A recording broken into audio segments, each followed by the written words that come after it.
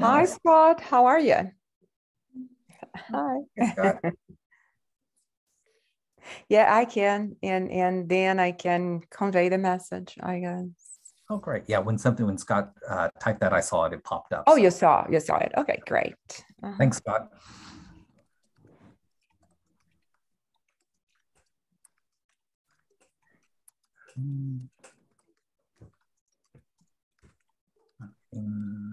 Zoom every 3 days. Okay, later I'll do that. Okay, great. Great. That would be great. Thank you. All right. I think we're about ready to get started. Okay. McElderry and the faculty. Take on. Gotcha.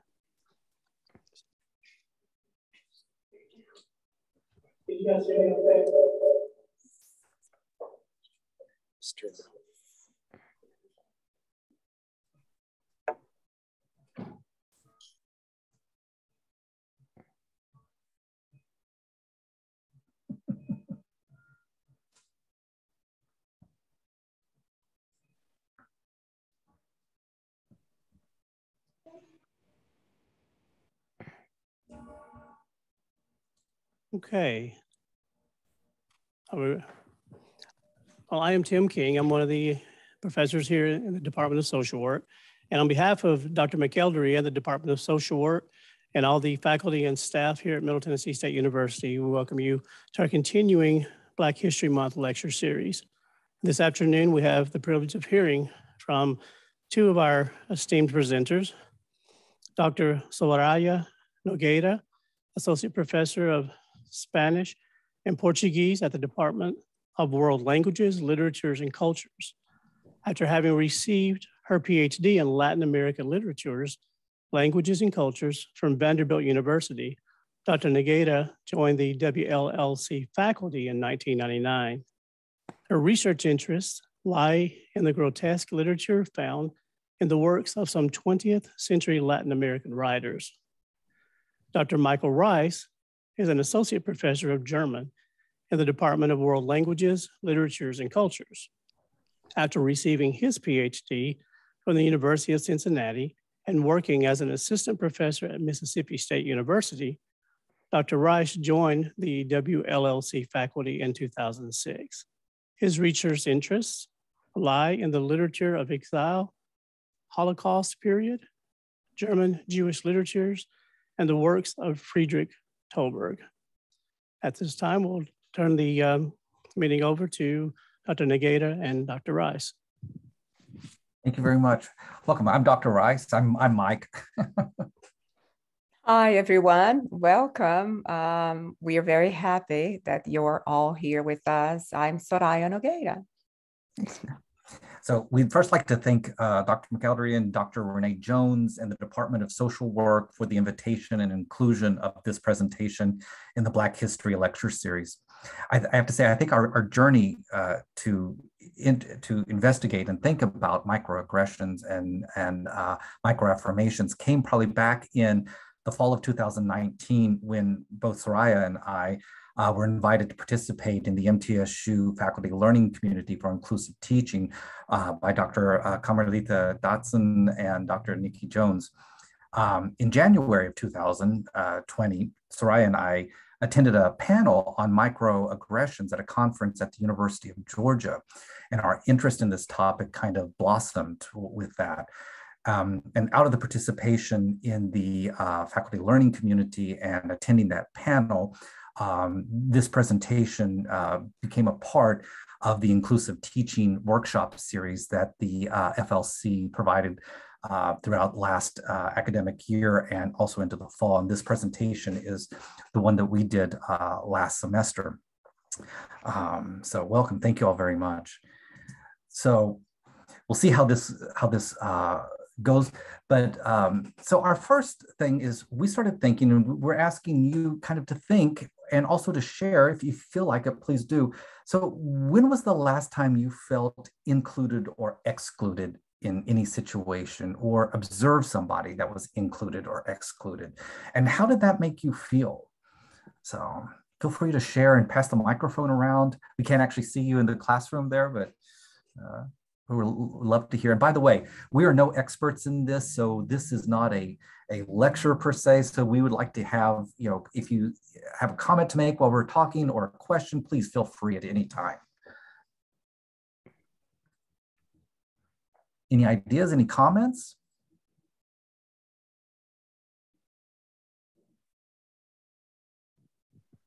Hi. I spent several years as a single mom, and it was very difficult to find community because there was either single people without kids who can have spontaneous Starbucks dates, or then there's the married couples who they don't think of you when they're all having like a married people's nights out.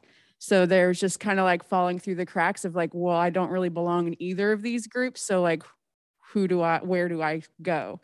And it felt very isolating and lonely, really, for some years. Yeah. Yeah, that often interests single, married, with children, without children. It does set up some very interesting kind of connections or inclusions and exclusions, indeed. Anyone else like to share or make an observation?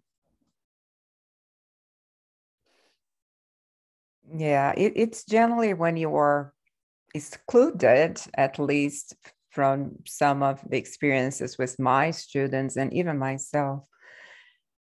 I feel the same way. I feel isolated, and I feel sad, and I feel that I don't belong. But at the same time, when I feel included, it gives me a good feeling, like, okay, they are thinking that I belong. So it gives me some sort of confidence to participate in a group. So the opposite gives me a very good feeling, being included. And sometimes being included, it doesn't really mean that you belong. And that's a little bit more complicated, because you can be included in some groups, but you really don't feel that you belong. So it's the belonging, I think, feeling that it's really, really important, much more than being included. So once you are included, the belonging part needs to walk side by side, I think. Great. Well, keep these things in mind, this feeling of and observations of inclusion and exclusion as we go through here. And again, feel free to share stuff as we go along. And thank you for sharing your experience. We didn't see your face, but we appreciate you sharing. So the rationale for our presentation comes from, to be found in this, in the Microaggressions in Everyday Life, a book by Sue and Spanierman here, in which they say that the research shows us that dismissiveness and invisibility and subjugation of students of color, women of all races and ethnicities, LGBTQ plus community, and students with disabilities is pervasive in higher education. This idea that in our field, in our environment at the university, that this is so pervasive, this is kind of what also inspired us to put a presentation together. And as they say here, those who experience multiple microaggressions day after day may be understandably tired of pretending there's anything micro about what is a very big deal indeed. Simultaneously, some people may feel defensive, self-conscious, and under attack for what seems like, for some people, pretty small infractions. So this is kind of the discussion that we want to have. So, Soraya? Yeah, this will be the goals of hopefully of our presentation. So it's the hope that this session will inspire reflection, most reflection, like moving forward, we are going to be more thoughtful about others and how we treat others, and even how we see others being treated, and that will lead to action at some level for each participant. Transformation is a result of practice and afterthought, exposure to information which this session hopefully will do. Identify and maximize your micro-affirmative behaviors as an antidote to implicit bias and microaggressions. This will be one of the things that we will be talking about. How can we turn around and have this feeling of being isolated, not belonging, or be the victim of some microaggressions, or see others being the victim of microaggressions? How can we transform that into a better world for all of us at the workplace, at the university level, in our learning environment, with your peers? And that's the goals, that we would at least would like to achieve with this presentation. Next slide, please. Mm-hmm. So during this presentation, we are going to go over some definitions, some examples of possible microaggressions, implicit bias, and then we are going to be talking about the antidote of all that with micro-affirmations. So the first one that we will be talking about will be microaggressions. And under this big umbrella, we have different layers of microaggressions. Some will be like really conscious, and others will be unintentional. People really don't know that they are doing that to other human beings. So microaggressions are brief and commonplace daily verbal, behavioral, environmental indignities, whether intentional or unintentional, that communicate hostile, or negative racial insults to the target person or group.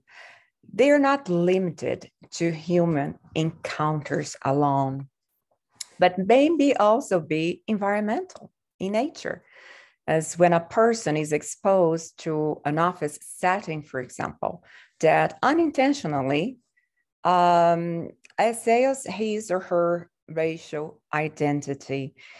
So it's not only when we encounter another human being, but it can be the setting of some place that sometimes can be very offensive. And moving forward, at least as a human being and always trying to learn and grow, I have been trying to be more thoughtful about what I say, what I see, my environment. And I am always learning, and that's the goal. So there are basic 3 forms of microaggressions that we can identify according to the research out there. So we have micro-assault, we have micro-insult, and micro-invalidation. So next slide, please. Micro-assault, often conscious, explicitly will be primarily degrading and verbal and nonverbal attacks that meant to hurt the intended victim through named calling, behavior, or purpose discrimination. We shouldn't, and sometimes it's really easy for us to ignore when something like that is happening to other people or even with ourselves. We just pretend that it's not happening. But like Mike was exposing the beginning of this presentation, there is nothing really small about the aggressions that one individual or group of individuals will be suffering every single day, in a way that in the end of the day, in the end of a year, all these aggressions will be like accumulating in a huge, huge way. So if we ignore this kind of behavior happening with our students, with our peers, we are just contributing to perpetuating this kind of behavior. However, how to address that can be a little bit tricky because people sometimes will be very defensive about that. So we need to find ways to maneuver and turn this around into something positive and a learning lesson, so to speak. So we shouldn't ignore that, how to address that. It's a learning process. So the next slide, please. Micro-insult will be often unconscious. So people will be making comments, remarks, and insensitive, things about you, about your race, your identity, but they have no idea really that they are offending you. So some examples could be generalization about race or ethnic groups, using inappropriate humor in class that degrades students from different groups. So all of this, we have to be more mindful and try to be more attentive to this kind of behavior around us. And like I said, sometimes people will be offending you and they have no idea that they are doing it. But if we don't say anything, then they will keep doing it and they will never really learn that they are offending someone. So micro-insult will be generally unconscious. It's not something that people will be doing on purpose. So the next one, please. The next slide, please. So micro-invalidations. Micro-invalidations, again, they are unconscious. So they will be verbal comments or behaviors that exclude people, define the psychological thoughts, feelings, or the experience of someone. And some of the examples we can give, it's demeaning language based on race, ethnicity, gender in class, for example. Or if you are in a cafeteria, you hear people saying things, again, demeaning, using a demeaning language. So one example would be a professor, for example, telling a student, saying that to a student, I am surprised you solved this math problem really fast. So this professor is assuming already that this student wouldn't be able to resolve the problem really fast, and not even knowing they are offending people with that. So again, we need to be mindful about what we say, what we do, denying the experiences of students by questioning their credibility or validity of their story. So I have even shopped plenty of times in that shopping center, and it's nothing like you describe it. So you're invalidating what the student is telling you, and you don't know that you're offending that student saying this. The other example could be setting low expectations for students from particular groups, neighborhoods, or specific high schools. We shouldn't be assuming, and we should, again, be aware of our implicit bias when we make assumptions. The next slide, please. So in our environment, in our learning environment, which microaggressions might be common? And it could be at your workplace as well. So it could be something that you have experienced, that you have witnessed, but what do you have in mind about microaggressions around your environment? Can be a workplace or university. Any ideas? We invite you to make comments and participate on that. It doesn't necessarily need to be your own experience, but it can be something that you have witnessed if you don't want to, put yourself out there. If you have something to share, that would be great. Anyone? Hello. Yes. Hi. Hi. So for me, hi. So for me, like I'm not from the US and I'm actually part of the MTSU Women's Tennis team. And the whole team is international. Like none of us from the US except for this one person that's from here. And I feel like micro insults sometimes maybe what I've experienced the most here. And also I don't remember which one it was called, but the invalidation thing, because since that person is from here and we're not, so it's like whatever we're thinking is not the right thing, and it's like always being invalidated. So I feel like that's what, as an international, I see most occurring from here, like from Is being this on campus. is this love? I can see your face. Is it you? Yes, it's me. But I recognize your voice. Okay. Well, thank you Yeah, for sharing with us your you're welcome. experience.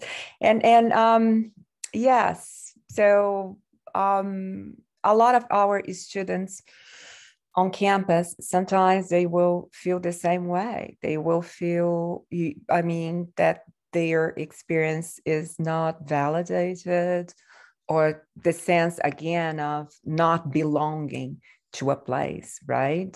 So thank you for sharing, love.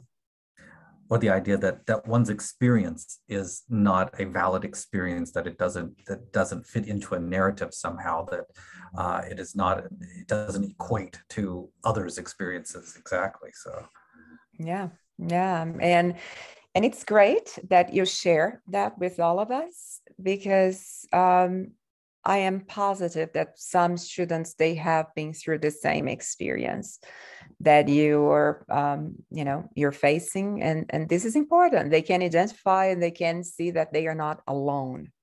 That they other people will be feeling this way as well. Anybody else? Any comments from professors? Anything that you have seen in class happening, or? This is Tim King.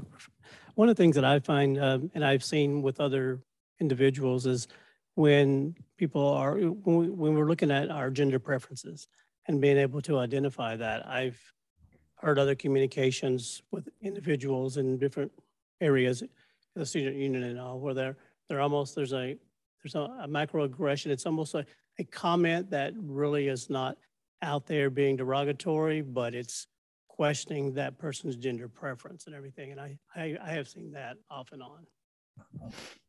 Yeah, well, I have too. Yes, I agree. And for my case, for example, I teach Spanish and Portuguese, and these two are very, very, gendered oriented languages, and it's really, really complicated. When we are teaching a subject in class, these two languages, every single object in class has a gender. So a table has a gender, a window has a gender, a sofa has a gender. And so the gender thing for the Latin languages, they are just now learning how to evolve with time. And but I have always to be very conscious and try, ask my students in the beginning the pronoun of their preferences, so I don't offend anyone when I'm using, a certain pronoun that they don't identify themselves. And I need to like, again, be mindful of all that. But yeah, you brought it up, something in class that we see very, very often. Yeah. Mm-hmm. Any more comments? Thank you for sharing that. Yes. Any more comments? So if we don't have any more comments, our next topic will be implicit bias, and my colleague, Mike Rice, will take over here. So when it came to thinking about unconscious bias, I turned to somebody that I respect highly, and she's a friend of mine, but she's also a professor at Kennesaw State who does research on unconscious biases and or implicit biases. And so I called her and said, educate me. I need to learn. I want to learn. And my first question is, how does one define this? And she gave me a very succinct definition that I'm sharing with you on the screen here. And I think it's a very good one. These are stereotypes and prejudices activated automatically, unintentionally, and outside of our awareness, which seems very straightforward. But when one stops and starts pondering this, it becomes very very important, I think, very, very prominent in the idea of what microaggression is. I asked her, so in your research, in your experience, so which implicit biases may be common in a university environment? And she shared some things with me, and which I'm going to share with you here. Sorry, my mouse keeps doing weird things here that I think is really very fascinating. For example, she shared with me this, and I had to stop and think, do I do this? Am I guilty of this? But from her research, it shows that professors often tend to be more positive about substandard answers from women and people of color, and more when it comes to their white male counterparts, they will often dig deeper, go for a deeper meaning to encourage deeper thought. And what the result of this, of course, is that there is less face time spent with women and students of color when it comes to academic pursuits, which can have profound effects that often students of color and women do not feel either the need or the welcome to attend office hours and to try to get extra help afterwards. She also mentions to me that especially when it comes to women of all races and ethnicities, they're often seen as more emotional if they raise their voice in class as opposed to their male counterparts, which is often seen as more of a powerful act, a kind of an act of claiming their own education. And lastly, when it comes to hiring practices, oftentimes stereotypes that we assign to different groups can cause people to interpret an application differently when the credentials are exactly identical. So that in a hiring process, sometimes these unconscious biases that we have will exclude certain groups from jobs in which they are sometimes even more qualified for, at the very least, equally qualified for.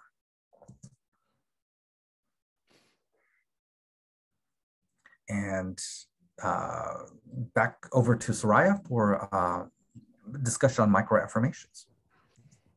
So, as we have been talking about microaggressions and the different kinds that we are going to be facing, each one of us in a way or another, we have witnessed or we have been the victims of microaggressions.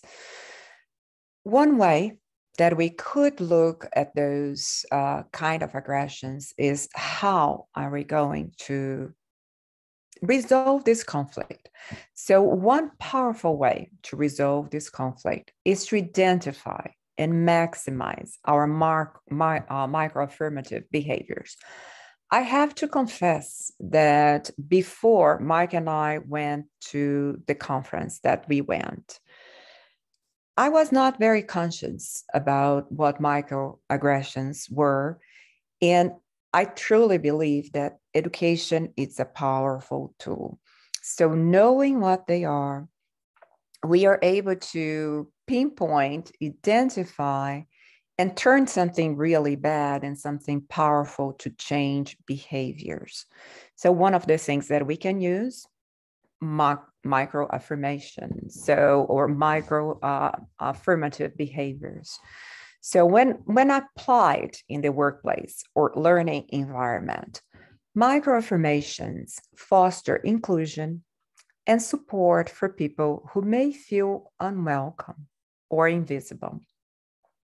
When micro-affirmations become frequent as intentional practices, They communicate to others that they are welcome, visible, and capable of performing. As a result, academic culture improves and everyone benefits. Cumulative micro-affirmations have the potential to foster individual and collective growth and allow everyone to thrive. So in the beginning, we are talking about, and even some in the audience, we're giving some examples how they felt about being excluded, being a single mom.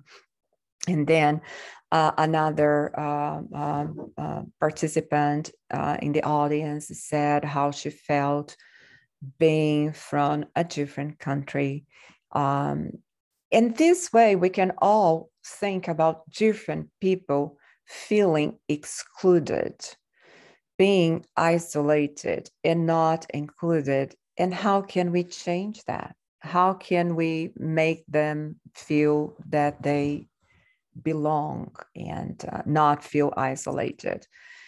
At the same time, when we are included, and this was the first question that we posted to everyone, it makes us feel good and validated.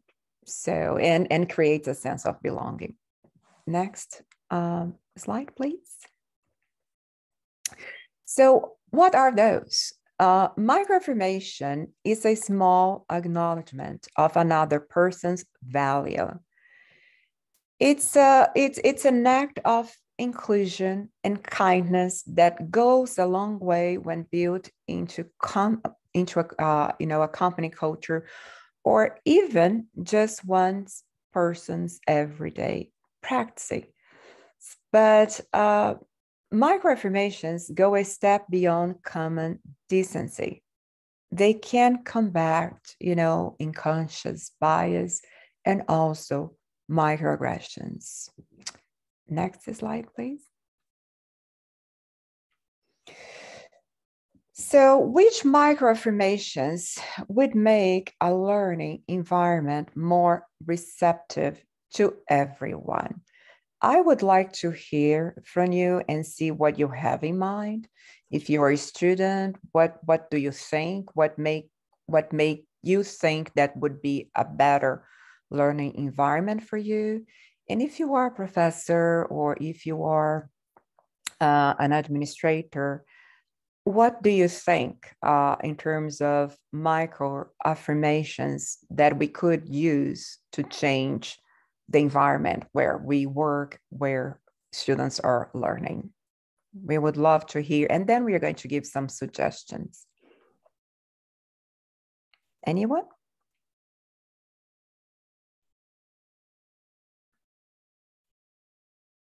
Especially if you're student.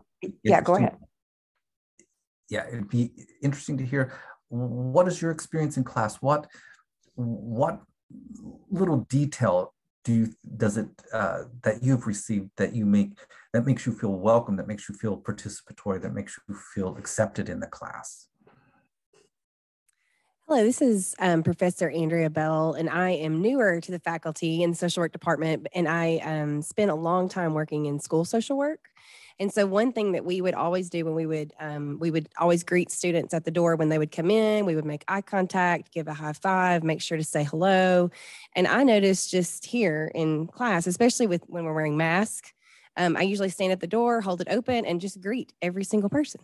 Mm-hmm. And I see that people are not used to being greeted with eye contact, that sometimes because of where, the digital world that we live in, maybe the age demographic, it just doesn't seem as common. Whereas, when I was that age, everyone was talking face to face and communicating face to face. So I just noticed that one small act seems to create more of a comfortable culture in the classroom, and the validation of what's shared, when students do speak up, just ensuring that that they're heard and that their experience is validated, that whatever is shared and stated, that there's always a way to bring that back to the information in a positive way. and also encouraging those who are being quiet to share. Because sometimes you have students that tend to share a lot, which is great, but then there's all sorts of students, especially maybe minority students or people who don't feel comfortable with their English, that are not sharing, but tend to have some really good information that we can all learn from when they do share.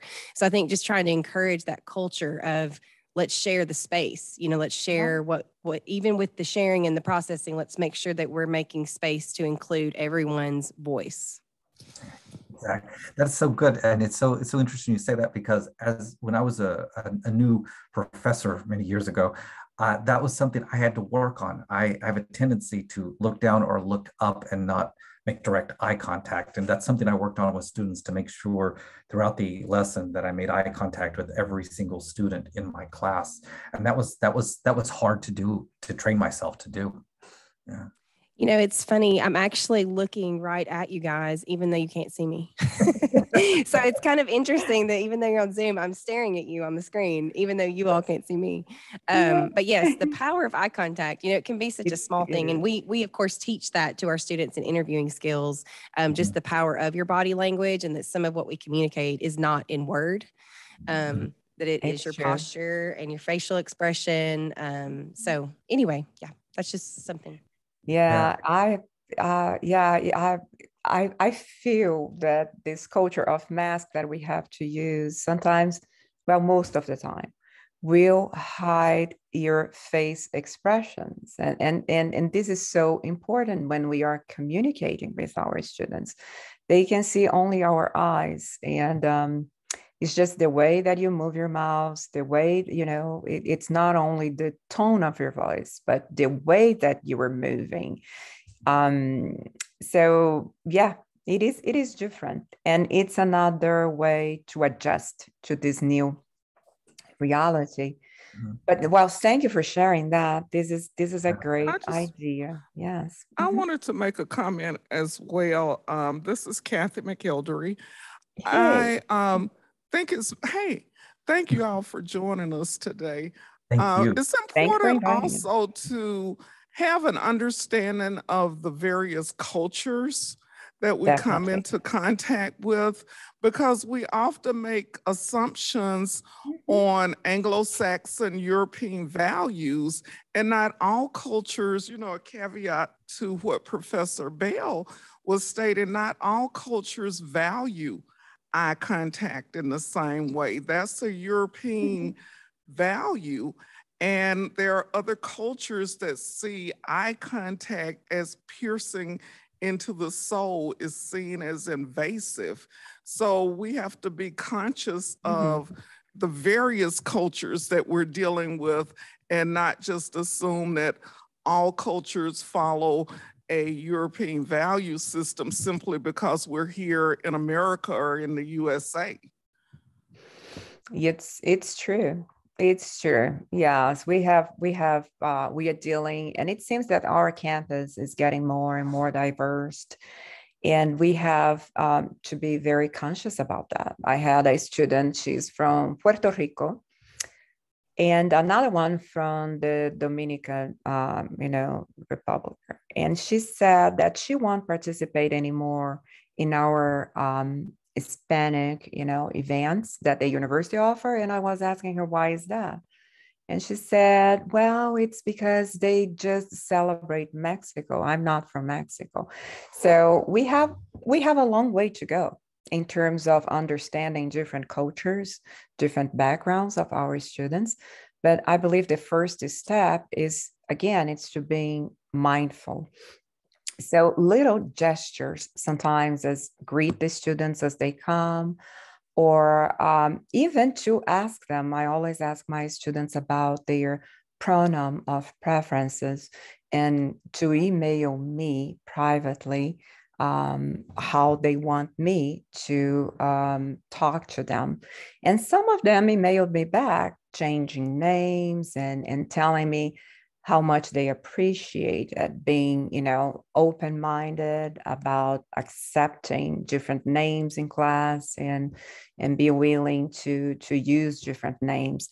So different things like that can always help students to feel welcome. And sharing. Yes. I'm sorry, I didn't mean to interrupt you. No, that's but okay. I also think it's important that as a society, we become more comfortable talking about differences, that differences do not mean we're evaluating each other as less than or more than or equal to or whatever, but we are a culture or a country that's made up of a multiplicity of cultures and groups. And it is those things that make us rich, but we're often afraid to talk about differences. And I think that is key to affirming one's personhood, one's culture, one's difference, is to be able to be comfortable enough to talk about differences. And I think in many groups and audiences that we find ourselves in, particularly if it's a mixed group or audience, there's a very strong discomfort in talking about differences. And that's a word that we have to become more comfortable with, I think, because for so long, difference has been seen as I must not be up to par, or there's something wrong if I'm different. And the term doesn't even imply that. I mean, it's not about who's better than or who's less than. It's just learning to be okay with being different in a particular setting or whatever, and appreciating that difference. I agree. Celebrate, the differences, embrace differences, and hopefully moving forward, we will be able to have a good conversation instead of, just keeping us apart from each other. And that's the hope. That's the hope. I totally agree, Kathy, with you. And especially at a university, I mean, if not at a university, to ask questions and talk about things, then where? And it's I think particularly at a university where people don't have these conversations too is something that one has to think about. Yeah. We need to even like I said, when we have and we witness a situation, somehow we see something happening, such as microaggressions. We need to find a way. We need to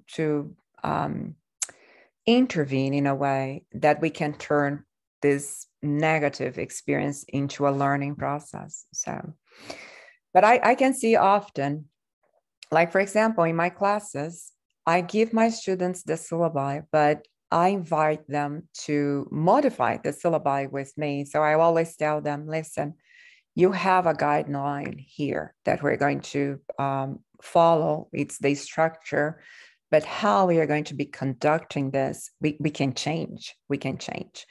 So if you're more interested in learning this aspect of the culture, we can concentrate this way. So they feel, I believe a lot of them express that they feel that, they are sharing the space in class as well in a different way, that they can let me know it's not like we are going to be doing this and you have to follow me, but this is the structure of the course. We can shape the course as we go. And they feel that most of them, they have expressed to me in the past that they felt that they really belonged because they were able to let me know where the class would go. And this is another small step that we can make the students feel welcome and validated in what they want to learn. So the next, so we can ask others for their opinion. So this is just one suggestion to use micro-affirmation. Recognize the achievement of others. We often forget about that. it doesn't hurt when somebody is receiving an award or, doing a presentation here and there. Why not? Why not, recognize the achievements? Why not say, well, congratulations, that's awesome. We have the tendency to not say anything. And sometimes a small act will change the behavior of our friends, family, and peers and colleagues, and, using friendly facial expressions and gestures. It's another thing that can help. Like I said, with masks, sometimes they can't see it. And it's something that kind of the smile in the eye. We have to often show it through our eyes correctly with the mask, and we have to show it often through our eyes and our facial expressions that way. So, well, the other day I forgot my mask, and I'm telling you that I entered to teach my, they're in to teach my class, and I was like, don't have my mask, but I had COVID recently, and I said, okay, I'm good. I'm not, going to pass anything to anyone. And hopefully I got some immunity.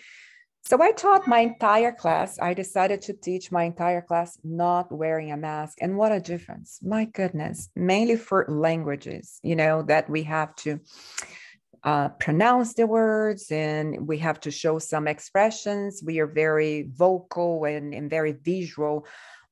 In Latin America and people in Spain as well. And sometimes we communicate through gestures. So anyway, yes, it was a huge difference. Just one class without a mask, and I felt like a completely different person because I was able to express my face the way that I was used to. So masks in class, we all understand it's COVID. We are dealing with that, but they can block some of the friendly expressions. So taking a genuine professional interest in someone's life. These are, again, small gestures that all of us can take with us and apply to our daily lives. So the next slide. How can you address, so this is the question, okay? How can you address microaggressions with micro-affirmations when you see it happening? Can you imagine a situation where you are witness or even being the victim of microaggression and using micro-affirmations when it's happening? Do you see any possibilities here? How should we perceive? And this is just a discussion. There is not a right or wrong answer. We're just discussing the possibilities. Hi, excuse me. I'm Scott. I'm a non-traditional student. I'm 80,000 years old, and I will tell you, I am probably public enemy number one. Middle-aged white man, grew up in the South in a very conservative family, and I microaggressioned all over the place. And I say all of that mockingly because this was a very hard issue for me, because I realized I had concepts in my head, or I viewed the world, or I looked at things a certain way, and I didn't even realize I was showing bias. I didn't even realize I was showing microaggressions. And so as I started taking certain classes, or as I started interacting with people of different cultures or different races, fill in the blank, I realized that I couldn't just keep walking around on eggshells. So I just was blunt like I am. And I just went to him and I said, if I'm saying something offensive, could you tell me? If I'm saying something that you don't like, will you just tell me if I'm being a jerk? And they did. And then I went, that offends you? And they went, yeah. And then I learned from it. That whole expression, I know it's sort of overused now in our society about do better, but that really is what it is. Just do better, Listen to when somebody tells you something and just start acknowledging that. And so as I, meander through this, the best advice that I was ever given was the fact that you're going to have bias, and you're going to realize you have bias and you don't even know it. whether you're a 53-year-old white man or you're a 26-year-old Vietnamese or a 32-year-old black woman. It's just, we all have biases. Yes. And guess what? That's okay. Thing is being willing to educate yourself, Yes. learning from that, and being willing to do better. And I think that's the thing. We can't go around slamming it in other people's face. Oh, you need to stop microaggressing and all that. But I think if we're willing to be open to it and listen and share with one another, I think that's when the dialogue can make a real difference. That's just my 2 cents. And Scott, I agree with you. This is Tim I King. agree. Yeah. And one of the things that we see a lot, just like you were saying, Scott, is that we have to be culturally competent. We have to be aware of that. We have to be willing to, because we come in with a mindset that we do know everything, just like was said earlier about the individual that was from the Dominican Republic. I lived in the Dominican Republic for a while, and I know that the culture is completely different. And I know, that in order to, but for me to think that I know that about someone, Scott, it's like you were saying, we have to ask. We have to ask someone, am I being offensive? What do I not know? What do I need to know?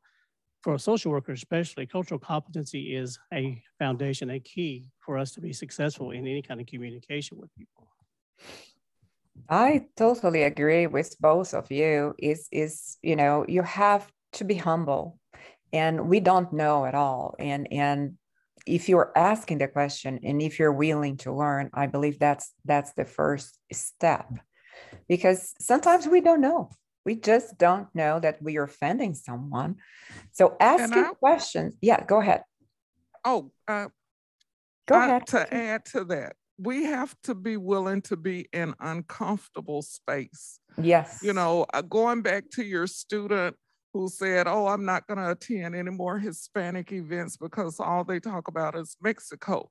Well, unless that's known to someone who is planning the events, it's not going to change. So how do we begin to feel comfortable enough to acknowledge that I feel microaggressed against, and to make that known so change can take place?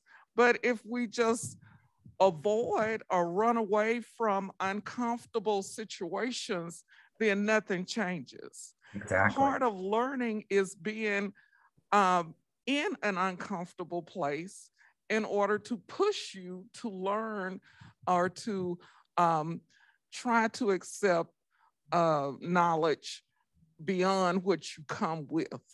And so I think so many people are not willing to be uncomfortable. And so it perpetuates this ongoing situation of everybody think things are rocking along pretty smooth until we have a huge national eruption, such as a Rodney King or Trayvon Martin or whatever. And then it's like, oh, things aren't so well, huh? Mm-hmm. But nobody talks about the little day-to-day things that may make you feel uncomfortable or unwanted or not belonging. Someone has to take the initiative to acknowledge that. Because it's not always deliberate. No, sometimes they just don't know. And this is the reason what Scott said and the other participants said, that, asking questions is important. And sometimes you're going to be feeling uncomfortable and you just don't know. But knowing another comment. Hi, I'm Erica. I answered the single mom one. So as I was thinking about responding to microaggressions and how a lot of times, like on your slides, it said unconscious, but I know a lot of people who they are conscious, they just don't admit it. And one of those people would be my mother.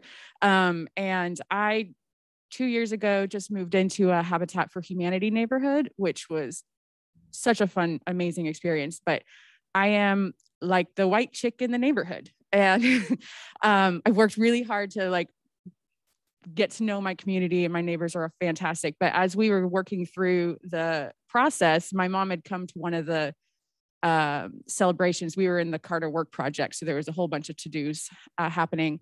And when she saw who my neighbors are or were going to be, she was like, are you sure you want to move into that neighborhood? And I pretended like I didn't know what she meant. And I was like, yeah, it's awesome. I'm going to have Jocelyn, my daughter, she's going to have girls on either side of her same age.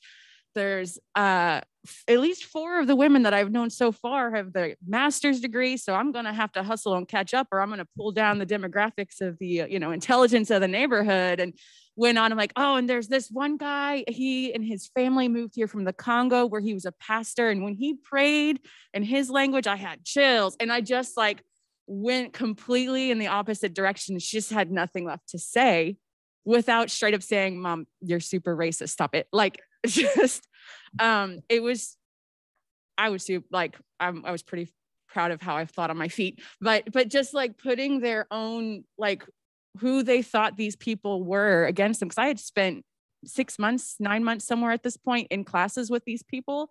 So we had got to know each other and their stories and like all the things that they've done and overcome. And like, quite frankly, I've got to hustle to keep up. Like, and yeah, just, I have found within my family, when that stuff comes up, just going in the opposite spirit of what they're trying to say and putting the truth out there that like confronts the thoughts that they have as it being untrue, has tended to be my go-to with them.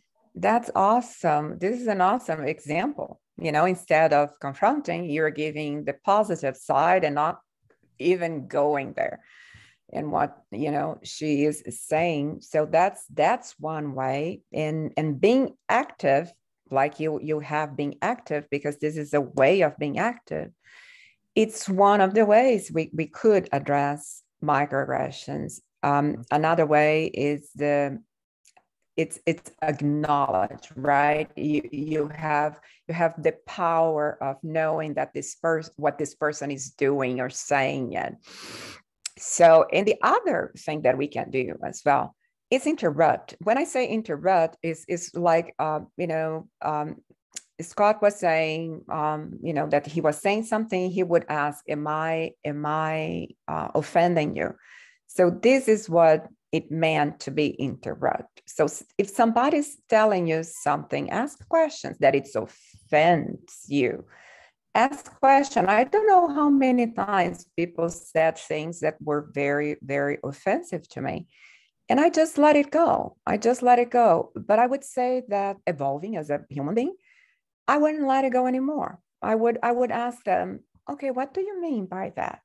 I would try to understand where this person is going with what this person is saying.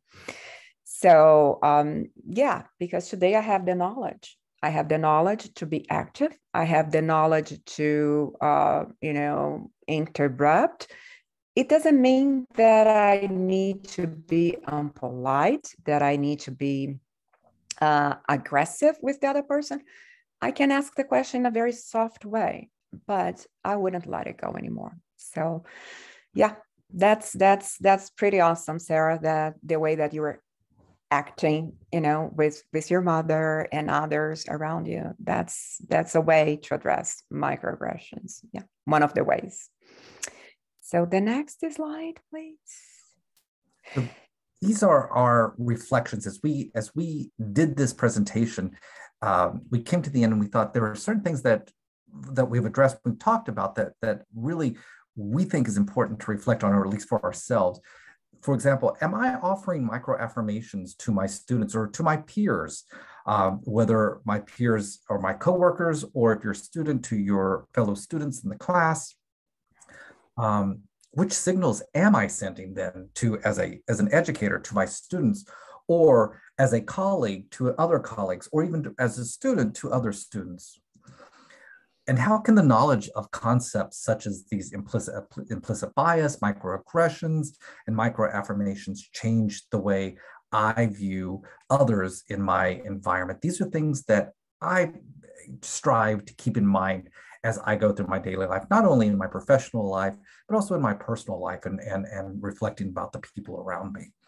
So this is our reference, and I think we're getting close to the hour, but people have been sharing some wonderful things, and we have some time. Whoever's Sarah or Scott, anybody who wants to shut us off at any point, let us know. But we're opening up the floor if anybody wants to talk about anything, ask questions, make comments. We're here.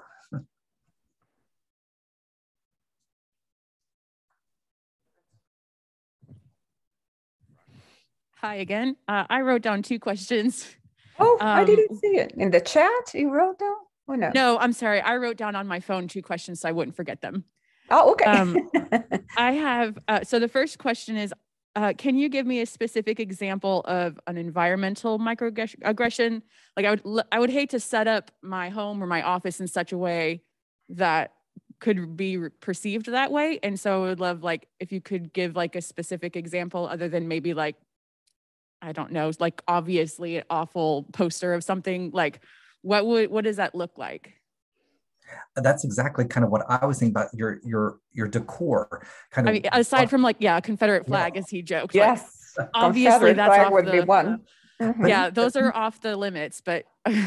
But I have to say, so my research area is Holocaust, and part of that, and exile period, and part of that is also delving into the mind of the Nazi regime, and so.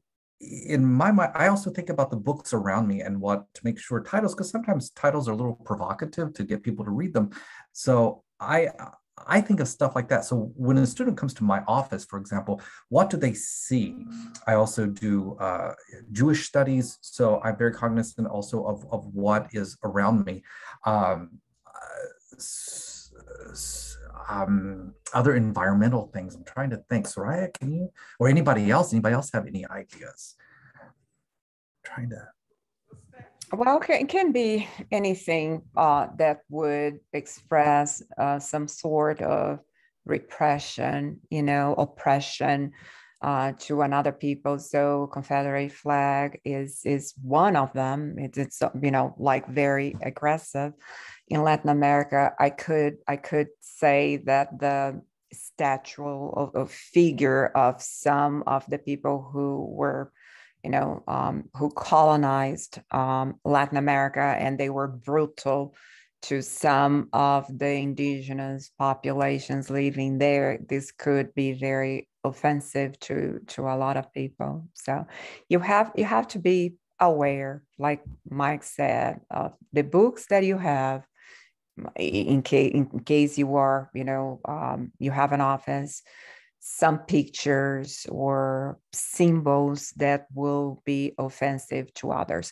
And sometimes you just don't know. And people will sometimes ask you questions. Okay, well, what is this exactly? Oh, in my own culture, this can express this. So in my culture, this would be very offensive. And then you would know, because in your own culture, it's not, but in another culture is. So setting up an environmental space sometimes for you and your point of view, it's not going to be offensive, but it could be. But the only way you're going to know if it's somebody will let you know. If it's not something obvious, they will probably let you know that such, decoration would be something offending to you. Okay. That's the only thing that I can think of. Yeah. My second question is what is a good way to add to like cultural competency without being generalizing or stereotyping? Does that make sense? Like I'm wanting to learn about cultures, but then at the same time, like I had a friend who's Jewish, but she's like super into cosplaying Wonder Woman. So like, I know that there is lots of variations of things, but like, so how do I work towards being competent in cultures without it being like generalizing, like you had mentioned before? I think sometimes you have to acknowledge that it is generalizing, that when, for example, I teach German, and so when I teach German culture, I often have to preface this by saying, but this doesn't apply everywhere. this is something that one can observe in some places in Germany, but not other, and then strive to give other points of view or other examples that maybe contradict that. I think constantly being in dialogue and communicating and asking questions about stuff and reforming our of different cultures. Like you said, your Jewish friend who likes cosplay of, I don't keep kosher per se, but I do, as a Jewish faculty member, I do restrict some things, but I've had other Jewish friends who would go out and they love, bacon and ham and things. And you just start learning that there are different ways of looking at things and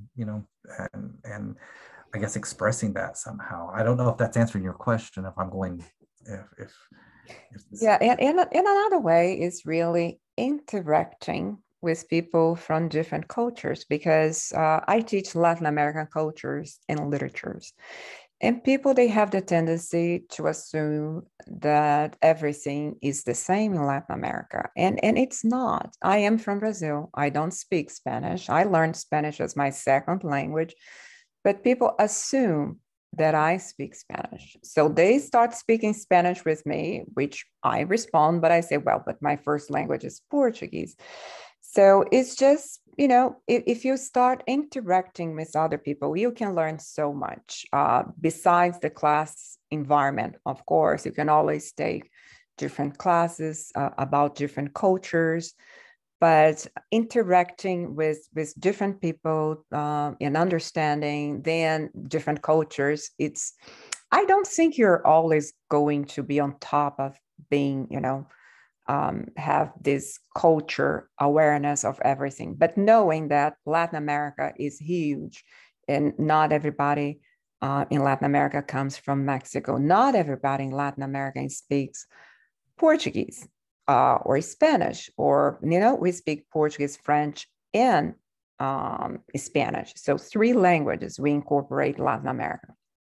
So all of this, it's going to give you a background to think like they are different countries. And then in the country, they have different cultures. If you go to Peru, if you go to Lima, the capital, it's very cosmopolitan. And then if you go to Cusco, it's very, very traditional in terms of their own traditions, and they keep, a lot of the things that it's part of their own culture. They preserve in a way that you don't see in Peru. So even in the, the country itself, you're going to find different cultures. In the US, you have different cultures, right? The South, the West, the East, so, I mean, yeah, I don't think you are going to have competence, but you can in all cultures or, but you can improve that having the knowledge that you can have generalizations. However, ask questions, I would say. I think asking questions is ask questions. It's the best way. Interacting with other cultures and being aware that even in a country, the cultures will be different, very, very different from one state to another, from one region to another. So ask questions, and sometimes you're going to feel uncomfortable, but ask questions.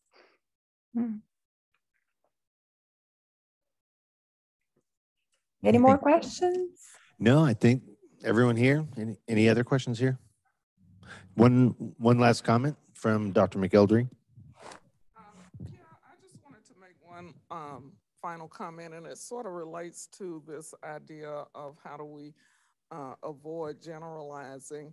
And I recommend immersion into other cultures. Experience going to a synagogue.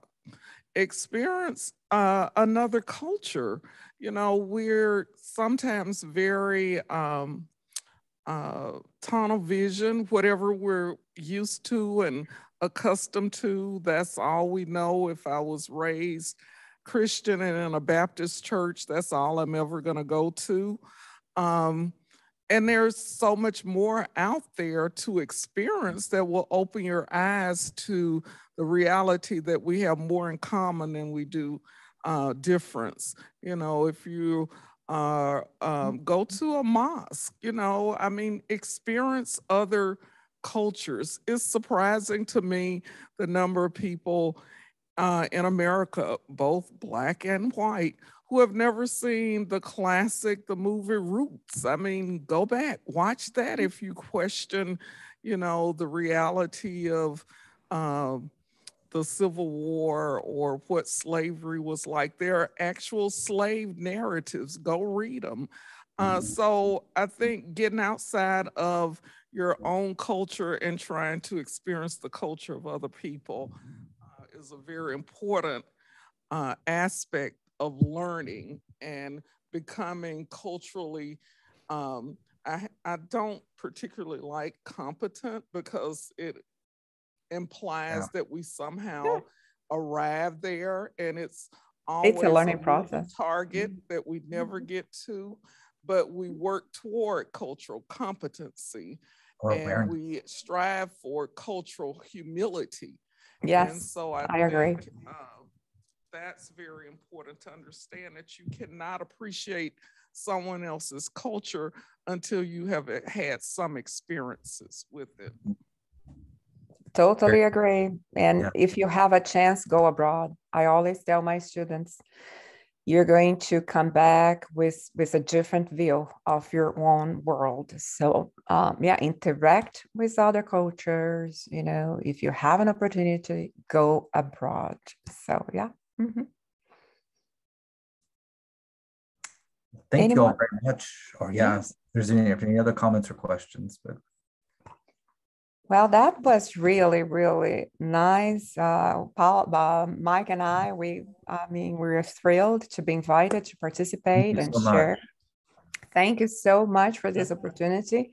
We appreciate We'd like to thank you both for all the, everything you've shared. I know just from the basics to the extreme and all the sharing we've heard from everyone else. It's been a great learning experience. So thank you both.